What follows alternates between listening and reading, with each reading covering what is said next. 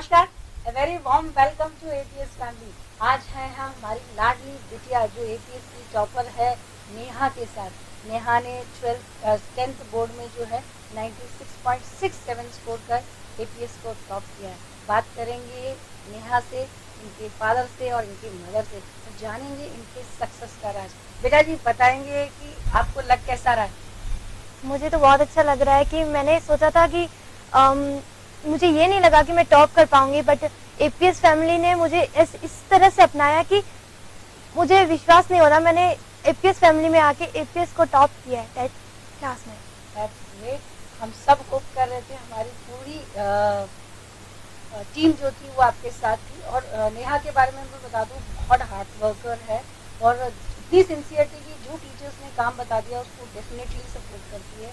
साथ में पेरेंट्स का बहुत बड़ा सपोर्ट रहता है। जब बच्चा एक डे स्कॉलर रहता है, मदर मैं कहूँगी स्पेशली, क्योंकि वो पूरे टाइम आपको वहाँ हैंडल करती है। मदर के बारे में कुछ बताएंगे? मेरी मदर एक हाउस वाइफ है, बट उन्होंने मुझे इस तरह से, उनको हिंदी आती है इसलिए मेरे को पूरी हिंदी उन्होंने पढ़ाई है घर पे, और खुद का काम करके और मेरे लिए टाइम निकाल के उन्होंने रोज मुझे पढ़ाया है।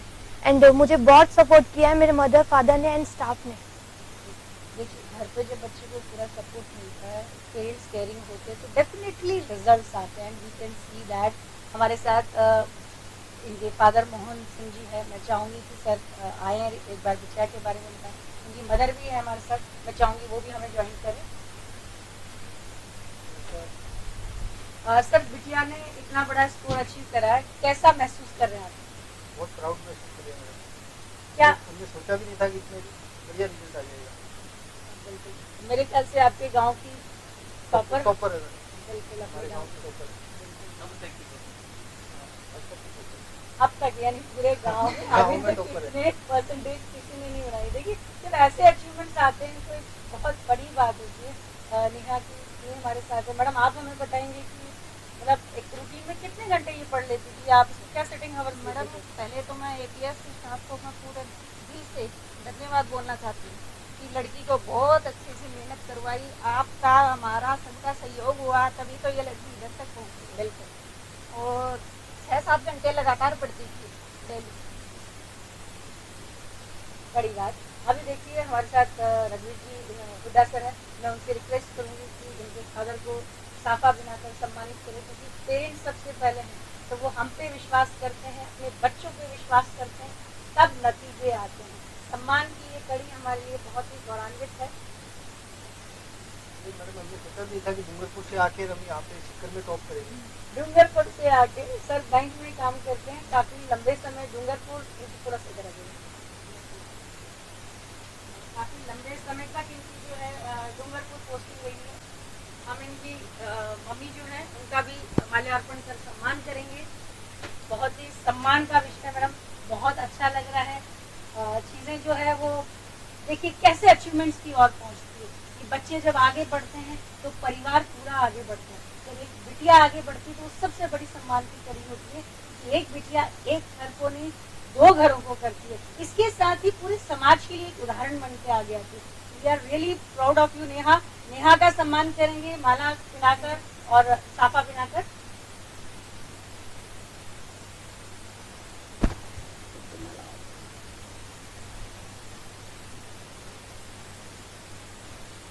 कांग्रेचुलेशन बेटा जी। Thank you ma'am. हमारे राजस्थान का साफा जो है गौरव का विषय, हम सबके लिए बड़ा सम्मान है। चलिए अब बात करते हैं। और इसके पेरेंट्स ने फॉलो करवाया।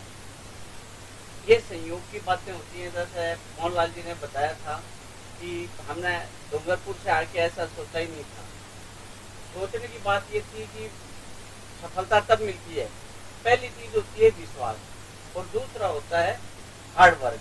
जब ये दोनों चीजें शामिल होती हैं तब जाके सफलता मिलती है। इन लोगों ने विश्वास किया, जैसा स्टाफ ने, मैनेजमेंट ने जैसे कहा वैसे बच्ची ने घर पे जाके बताया पेरेंट्स को, पेरेंट्स ने उसी वे में काम करवाया और उसका परिणाम आज आपके सामने है।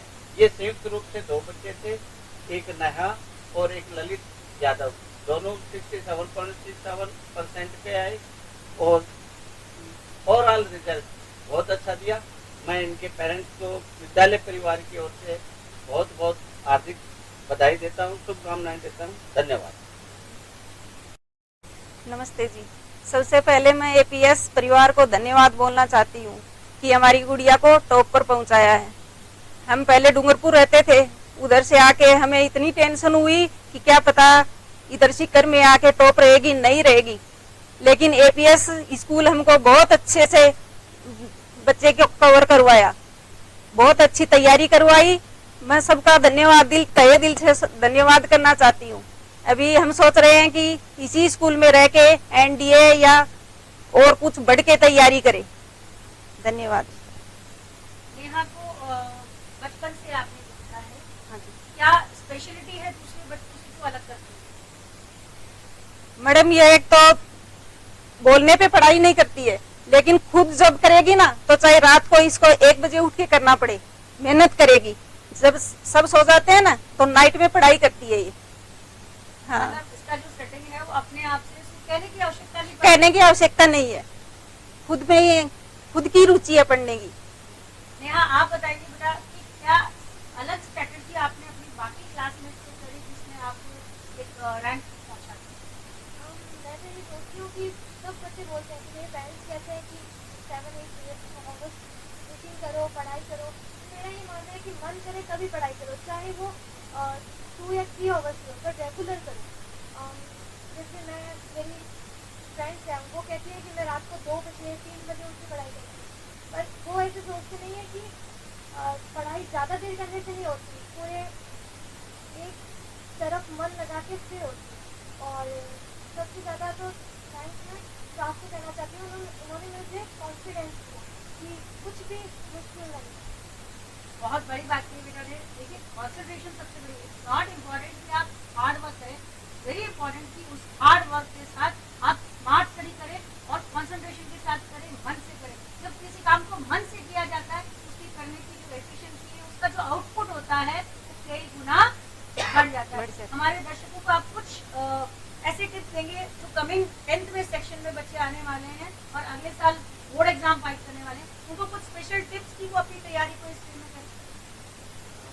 फर्स्ट तो सबसे ज़्यादा फ़ायदा तभी होता है जब स्कूल में कंसंट्रेशन के साथ पढ़ते हैं। मैंने मेरी 10th का हाफ सिलेबस स्कूल में कंसंट्रेशन किया ना, तभी मेरा पूरा हो गया था, इसलिए मुझे घर पे पढ़ने की आवश्यकता कम पड़ी।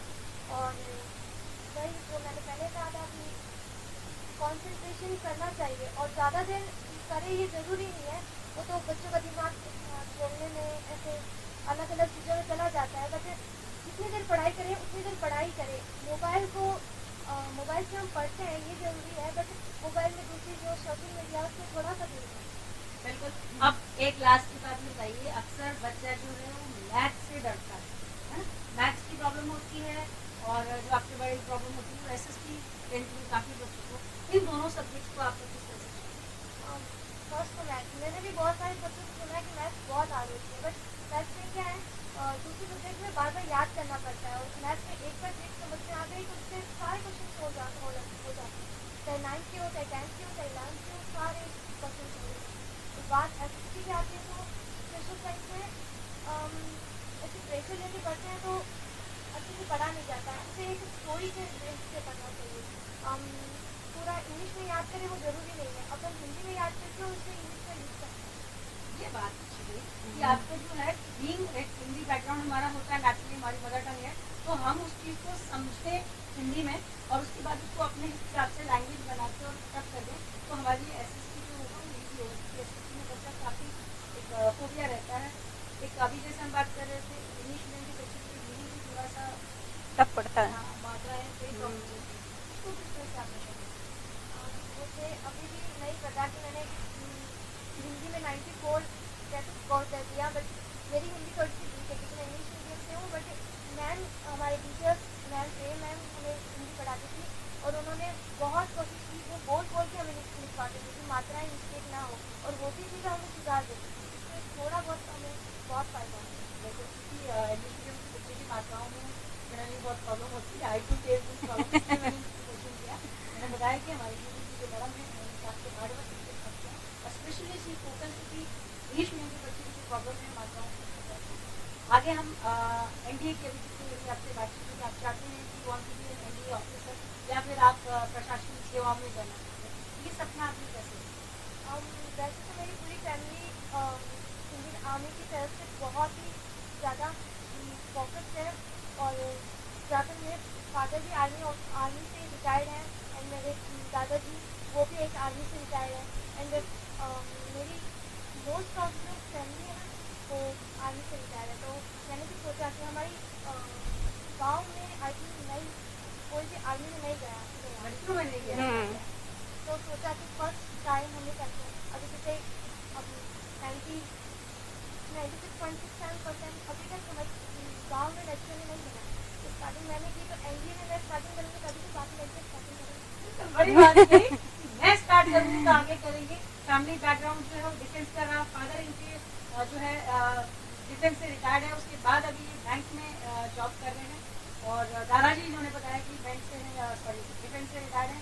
तो ये बिटिया निश्चित तौर पर हम आपसे वादा करते हैं कि जब ये 12th करेगी, एनडीए का एग्जाम फाइट करेगी, हम निश्चित एक एनडीए ऑफिसर जो है वो 12th के साथ इस बिटिया को देंगे, पूरी लगन से काम करेंगे। आपके उज्जवल भविष्य की हम कामना करते हैं, और एपीएस परिवार से आपको पूरा सपोर्ट रहेगा। प्लस हम आपको जितने भी हमारे फैमिली मेम्बर्स हैं वो प्रार्थना करेंगे कि आपने जो सपना देखा है उसे आप पूरा करें, और इस अपने गांव के लिए उदाहरण बने। जब बिटिया कुछ करती है, आगे बढ़ती है, तो परिवार पूरा का पूरा आगे बढ़ता है। यही परिपाटी आप आगे भी चलाएं और निरंतर अपने सपनों को पूरा करते हुए आगे बढ़ते रहें। धन्यवाद। नमस्कार। एपीएस में मेरी गुड़िया ने 96.67% हासिल किए, जबकि हम लास्ट ईयर डूंगरपुर में थे। तो डूंगरपुर से यहाँ सीकर आए, तो सीकर आके हमने सोचा देखते हैं बिटिया कितना रिजल्ट हासिल करे। लेकिन बैकवर्ड एरिया से 9th करके और 10th क्लास में इतना बढ़िया रिजल्ट, स्कूल के सभी टीचर्स का बहुत अच्छा सहयोग रहा, और घर पे भी इसकी मम्मी जो कि हाउस वाइफ हैं, इन्होंने बीएड किया हुआ है 2010 का, तो हिंदी से किया था, तो हिंदी में फुल सपोर्ट मिला गुड़िया को। तो अभी हमारे को बहुत ही खुशी हो रही है कि गुड़िया ने इतना बढ़िया स्कूल को टॉप कर दिया। अभी आगे भी हम सोच रहे हैं कि इसी एपीएस में ही पढ़ा के और गुड़िया को एनडीए या आरएस की तैयारी करवाएंगे। पूरे परिवार के लिए, हमारे लिए, सबके लिए सम्मान का विषय है। देखिए, बस इतना ही कहूँगी, कई जीत अभी बाकी है, कई काम अभी बाकी है। अभी तो नेहा ने रचे हैं इतिहास के चंद पन्ने, अभी तो पूरी किताब बाकी है। Thank you APS.